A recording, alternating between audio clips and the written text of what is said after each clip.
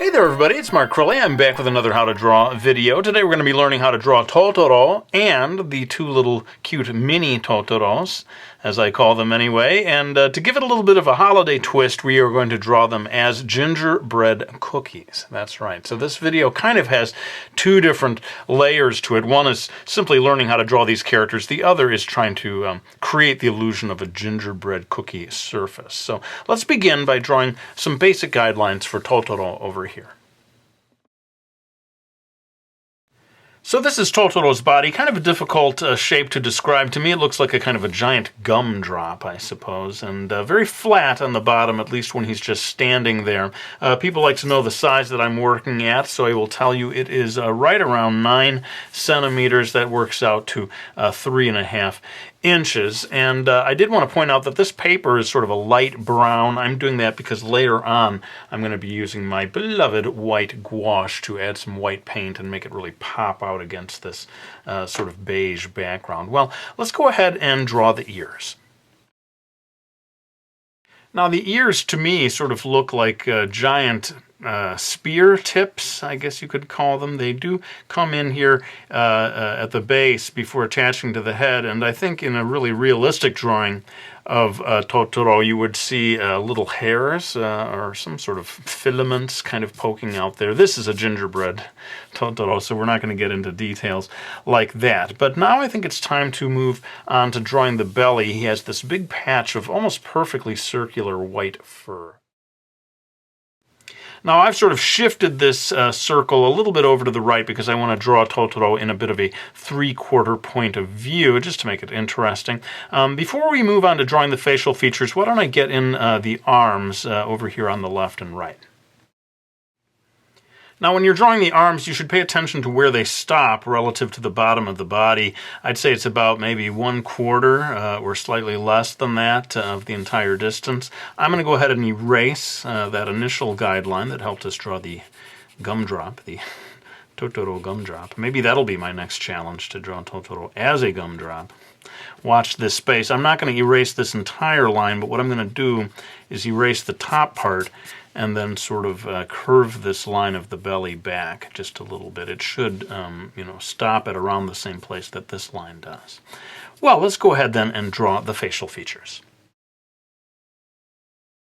So here are the eyes, quite small really in relation to the rest of his body, and considerably closer to the top of the head than to this white circle of fur down here. Let's go ahead and I'll draw both the nose and the mouth all at once.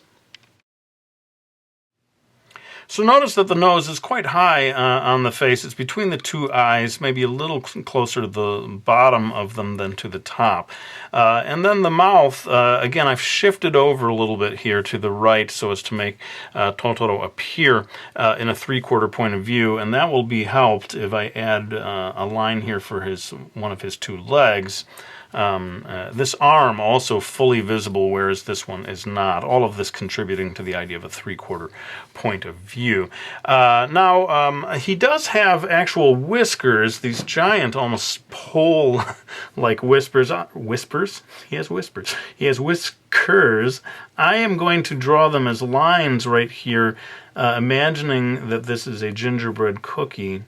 That they have just been sort of pressed into place with a knife rather than extending beyond the contour of the cookie. That's a little bit of a compromise there. If you were drawing the actual Totoro, you should feel free to have these lines stick out all the way, but I thought, in terms of the limitations of current gingerbread technology, we're going to have to just leave these as little indentations. Well, let's go ahead. We're almost near the end of it. I want to draw these little triangle-like designs on the top of his fur here.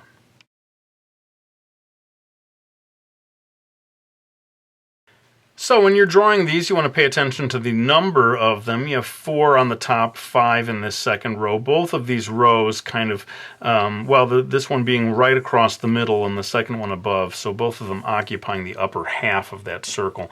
I'm going to go ahead and do real-time a little indication of his claws. He does have sort of surprisingly sharp-looking claws.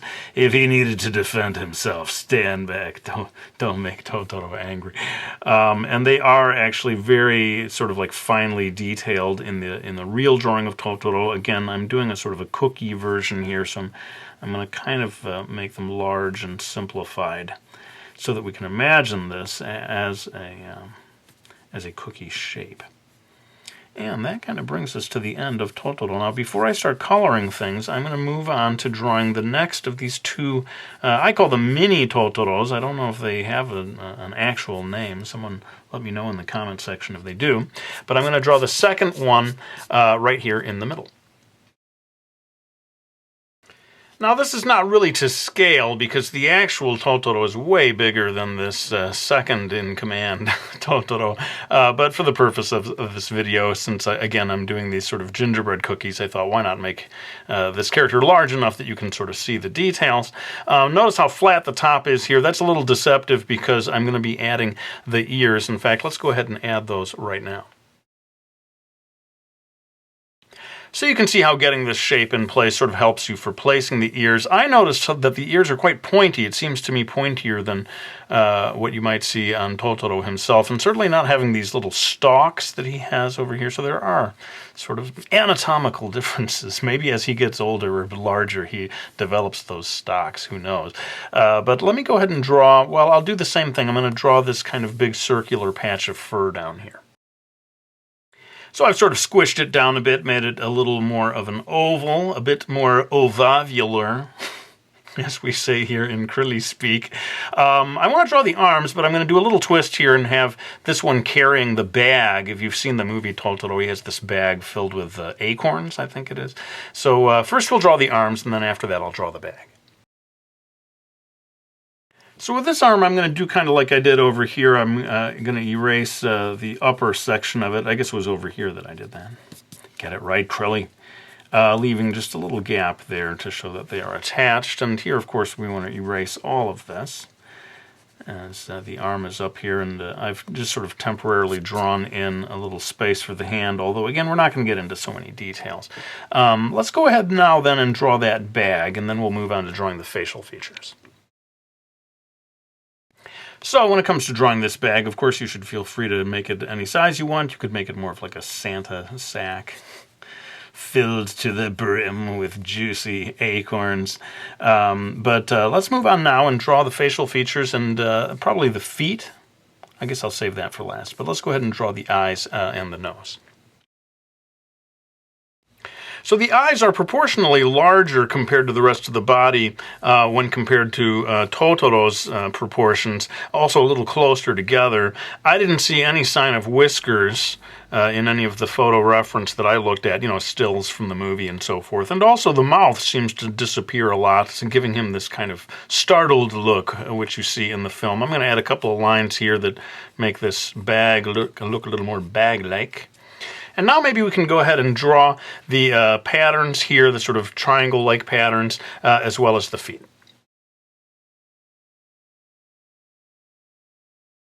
So yeah, I went ahead and added the toes down here, and notice that there are just 3 compared to Totoro, who has so many more. Maybe, again, it's like rank in the military. As he wins awards, he gets more of these things. I'm just making stuff up as I go, folks. Oh, I should probably add 1 or 2 little talons down here. And that brings us to the end of this cute little Totoro dude. But speaking of cute, we are coming to the cutest of them all, this tiny little mini Totoro over here. So again, it is sort of a gumdrop type shape and considerably smaller than this guy. I don't know if I've got the proportions. I think the real one would be even smaller in comparison to that one. But let's go ahead and add the ears and the eyes at the same time. Now, I guess this character does have feet as well. I think I'm going to skip those for this illustration. Again, it is supposed to be a cookie. And I didn't see any arms on any illustrations of this character, and my theory is that there's no room for them. That's why there are no arms. I think my logic is foolproof on that one. Well, it is time for the fun part of us starting to transform these drawings into gingerbread shapes. What I'm going to do is pull out a marker. I know I don't often use markers, but I am going to be using a Copic today. It is, let's see, I have not memorized this, folks. It is I need some light here. Come on, Crilly. YR24. Is what it says at the tip of this one.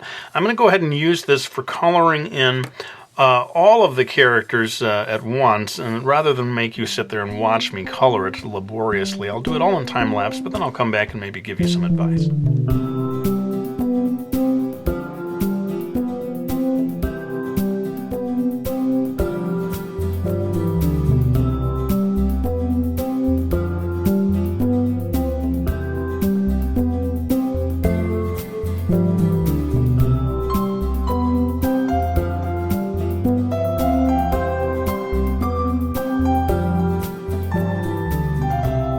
So I've put in a base layer here of color, and you might have seen me going back in on the edge, trying to build up a little more darkness so as to make this look a little more three-dimensional, or, you know, it's not, because they're cookies, they're not fully three-dimensional, but we want it to sort of pop off the page a little bit, and by adding just a little more shadow over here, we can achieve that effect. In fact, I think what I'll do is grab another marker that's a little darker and go ahead back in here onto all of these. Oh, I wanted to point out, why did I put a line around here? Why did I put a line all the way around the edge? Well, again, I was thinking of these as cookies, and I thought that in the center would be sort of icing, and it might not go all the way to the very edge of the cookie. So that was my thinking on that. But what I'm going to do is grab this other marker. Let's see if I can read it a little more gracefully now. What does that say? E23, hazelnut is what they're calling this one. I do like to say always, though, that there's no reason to get the exact marker. Please don't feel like you have to go blow a lot of money to get good results from a marker. I would say any decent marker you have on hand will do the job. Just stay away from super dark markers, which I think kind of hide the detail that you're trying to produce. I'm actually going to put a shadow underneath his mouth, which is a little bit strange, except that this is going to be icing in the final illustration. In fact, I might take a moment here and drop in, let's go ahead and do that, drop in the lines of the teeth. Totoro is one of these characters where they do pretty routinely draw the lines between the teeth, and it gives him that huge Cheshire cat kind of look, which I'm sure is not a coincidence. So I'm going still in here, and I think what I'll do is go back and lean on old man time-lapse, bring him into the kitchen as we make these gingerbread cookies. Gingerbread! Oh, I love gingerbread. And we'll go ahead and finish this off and come back to start adding a little more texture. All right, so we've got all the markering done. I think what I ought to do is refocus so as to show a little more of the detail that I'm going to do with my colored pencil. So a couple of things I'm going to be doing with the pencil here. I'm going to come in and add a bit more shadow in a sharp way at the very edge of these lines where I had done the marker before, for that very same reason, creating a sense of three-dimensionality. But I'm also going to be adding a considerable amount of texture, and so I'll go in and start doing this right now. Just adding little dots here and there. You know, when you make a cookie, the surface has all these little pock marks in it. And that becomes the challenge of this video, is to try to create the illusion of that surface. Now I want to do it both in terms of actual little dots, like you see me doing right now, but then also with maybe circular motions of the pen, which are going to make pen? This is not a pen, Mark. Of the pencil. Whew, more coffee, Crilly, more coffee. Circular motions which will create a kind of textured shadow. When you use marker, there's not a whole lot of texture. By design, it's a very smooth, or you know, it fills in all the blanks. Basically, the color goes across in a complete layer. Whereas I find colored pencil is great for getting shading that has a little bit of texture to it. So that's exactly what I'm doing here. But really, I think what's going to take extra time is this technique of adding lots of little dots. And as I always say, patience. It all a lot of art comes down to patience. People say, how do you develop patience? And I would say just age as you get older. Maybe you learn the rewards of having been patient, and you are punished by the times that you lost patience, and little by little you are able to kind of hold your breath a little and say, all right, come on, man, hang in there. It's going to be worth it. Anyway, let's go ahead and do this. I'm going to finish up all of this texture, and then maybe we're going to be able to come back and do the white gouache, which will be one of the last things that we do. Oh, I thought of a couple of things that I wanted to do before we get to the white gouache part. I want to add a drop shadow. I'm using my trusty black Prismacolor here. And just imagining a shadow that is cast by the gingerbread cookie onto the surface, this sort of beige surface that it's resting on. And adding a nice crisp little black drop shadow like this can go a long way towards completing that illusion of three-dimensionality. Now I want to try another thing in addition to this. I'll get just a little more of this done over here. I thought I would take a white colored pencil and add a little bit of shimmer over here. Let's do that right now. I think we can go ahead and do it. I'm going to be real careful about how I add this. I don't want it to get too light because it's not supposed to be a shiny cookie. And if you do really crisp white highlights, it does start to look a little shiny, which is not my goal. But I am putting in just a little here on the edge, which I think will create an interesting effect at the end in combination with the white gouache. Well, I think you get the idea. White, I'm putting white pencil here on the upper left. I'm using black colored pencil to do the drop shadow. So I'm going to go ahead and finish that all off in time lapse, and then we can come back and do the white gouache.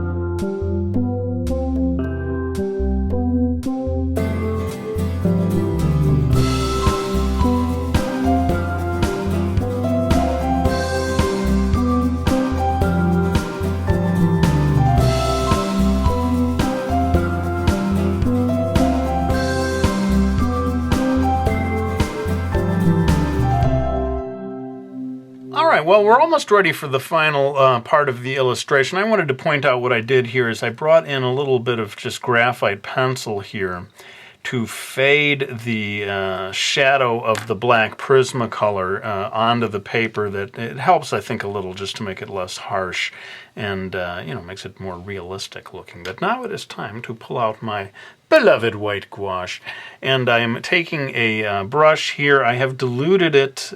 I am diluted. I have diluted it. Oh my goodness. With water, which is what you do with almost any kind of watercolor, water-based paint that comes in a tube. You don't use it straight out of the tube because it's too thick. It's made, it's like, think of it like those syrups that are supposed to be mixed and turned into juice or something. By selling you this small tube of water-soluble material, you mix it with water and it lasts way longer than if they had tried to make it at the consistency you need. In any case, you see me adding on white gouache here to sort of symbolize icing. And boy, you would have to be really good with the icing, I think, to control this. But hey, I've seen some of these people, these expert cookie makers, doing incredible things with white gouache.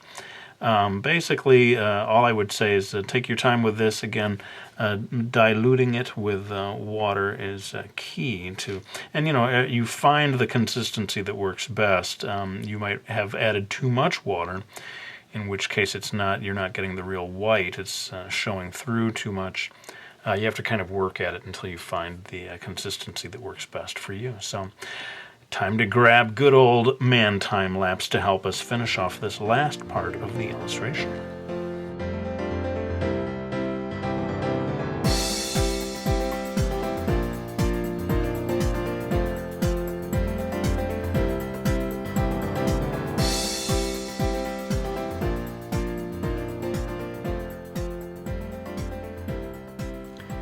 Alright, well I think that brings us to the end of this video. I did want to point out about how when I put down the first layer of white here, it's kind of a grayish color, a little bit washed out, lots of water in there. And then I came back in with a much more pure white by way of thickening the paint. And I think that helps actually with the illusion of icing there. Let me know what you thought of this video. I'd be happy to do more, you know, not necessarily gingerbread, but the basic concept of taking famous characters and then drawing them as if they were made of a particular material. I think you kind of get two vids in one that way. But for now, let me go ahead and thank anyone who has supported me by getting any of my books, like Brody's Ghost, my graphic novel series, collected now and available that way. We got the Drawing Lesson, my graphic novel that teaches you how to draw, and the Realism Challenge, my book on hyperrealism.